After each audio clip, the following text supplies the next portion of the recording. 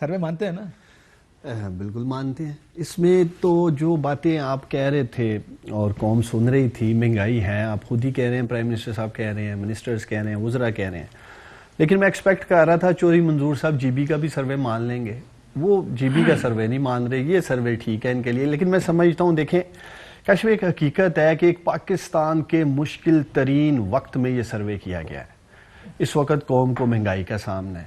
Corona کے بعد آپ کے سامنے انشاءاللہ تعالیٰ اگلے سال یہی سروے ہوگا، اور مجھے امید ہے کہ چوہدری منظور صاحب ہی میرے ساتھ ہوں گے اور اس سروے کو یہ ایڈمٹ بھی کریں گے، ایکسیپٹ بھی کریں گے اور مانیں گے بھی. جنوری تو بعد ہے، تانوں رہنے نہیں دینا. اور وہ تو پچھلے سال بھی آئے تھے جی، جنوری کے بعد نہیں رہنے دیں گے اور پھر یہ چلے گے، اور جنوری کے بعد دیکھ لیں گے. چلیں چوہدری صاحب، مجھے امید ہے کہ فروری میں اور آپ کاشف باسی کے ساتھ پروگرام کر رہے ہوں گے، ہم حکومت میں ہوں گے اور آپ یہی جلسہ کھیل رہے ہوں گے. ٹھیک ہے جی، یہ کلپ رکھیے گا میرا ریکارڈ پہ، اور آپ نے چلانا ہے جنوری کے بعد.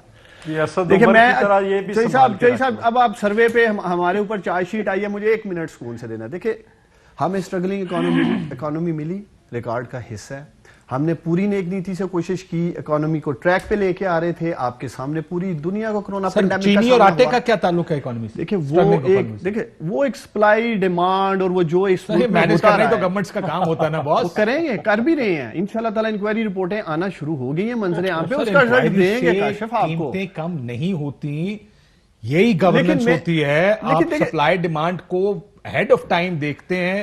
یہ نہیں کہتے پرائم منسٹر صاحب کہتے ہیں میں نے تو اپریل میں کہا تھا منگا لو اور اکتوبر نومبر آ گیا کسی نے نہیں منگائی. یہ کافی نہیں ہوتا. یہ میں سمجھتا ہوں، لیکن کم از کم آپ کو یہ بھی پرائم منسٹر عمران خان صاحب کو کریڈٹ دینا ہوگا. ایک چیلنجنگ سچویشن، کرونا پینڈیمک سے نکل رہے ہیں، سیلاب آتا ہے، فصلیں تباہ ہوتی ہیں، ٹڈی دل آتا ہے، فصلیں تباہ ہوتی ہیں. ایک سچویشن میں جا کر سپلائی ڈیمانڈ امبیلنس ہونے کی وجہ سے یا کلائمیٹ چینج کے جو اثرات تھے، قیمتیں اوپر گئیں، نیچے لا رہے ہیں. چینی نیچے آئی ہے، یہ نہیں کہ یہ 130 کی جو رٹ لگا، یا ذخیرہ اندوزی سے ذخیرہ اندوزی ہوتی ہے، کیا ماضی میں نہیں ہوتی تھی؟ ڈنڈا چلا رہے ہیں، انشاءاللہ مزید چلائیں گے. اصل میں جو بات آنا چاہ رہا ہوں، ڈر کی بات جو آپ نے کی ہے، دیکھیں یہ 4% لوگ کون سے جو کہتے ہیں آپ اس 4% میں ہیں؟ دیکھیں ایک سیکنڈ پہلے دیا داس دیو، مجھے تو نہیں پتا 4% جو کہ جڑا کہتا ہے مہنگائی نہیں ہوئی. کہہ رہا ہوں میں اس بات کو تسلیم کر رہا ہوں. پاکستانی مشکل وقت سے گزرے ہیں، گزر بھی رہے ہیں، مہنگائی کا انہیں سامنا بھی، اور انشاءاللہ تعالیٰ اس کو نیچے لے کے آئیں گے. اگلے سال کے سروے پہ میں انشاءاللہ تعالیٰ آپ کو کہہ رہا ہوں، مجھے امید ہے یہ مانیں گے. لیکن ایک بات میں کاشف جو کہنا چاہتا ہوں، دیکھیں آج مہنگائی کی وجوہات کیا ہیں. چلیں ایک آپ نے کہہ دیا ذخیرہ اندوزی ہے. کیا کرنٹ اکاؤنٹ ڈیفیسٹ جو آپ کے روپے پہ پریشر تھا جس کی وجہ سے آپ کا روپیہ کمزور ہوا، کیا وہ مہنگائی کی وجہ نہیں؟ دیکھیں کچھ کیا چیزیں وہ کون لوگ تھے، کون سی حکومتیں؟ دوسری بات میری بات سن دو اور باتیں پھر آپ مجھے سارے بات سنتے ہیں نا. جب آپ آئی ایم ایف کے پاس جاتے ہیں، آئی ایم ایف کی کنڈیشنز ہوتی ہیں، وہ آپ کو کہتا ہے بجلی مہنگی کرو، گیس مہنگی کرو، وغیرہ وغیرہ وغیرہ، اس کی وجہ سے انفلیشن بڑھتی ہے.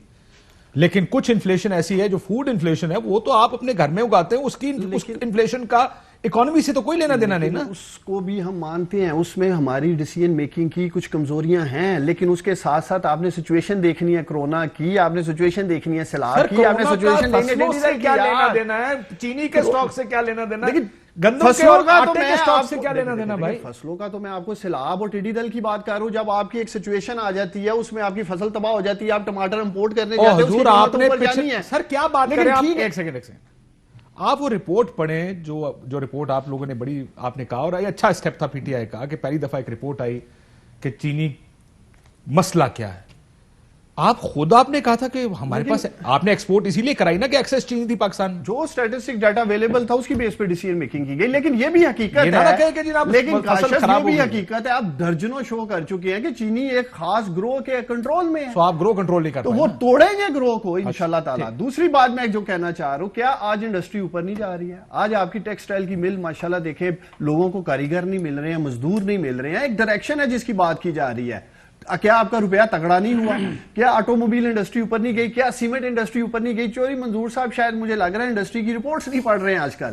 ڈائریکشن سمت ٹھیک ہے، انشاءاللہ تعالیٰ اس سچویشن سے نکل آئے ہیں، اور مزید آپ دیکھیں گے. میں جلسے جلوسوں کے اوپر آ جاؤں، کیونکہ مسئلہ یہ ہے کہ ملک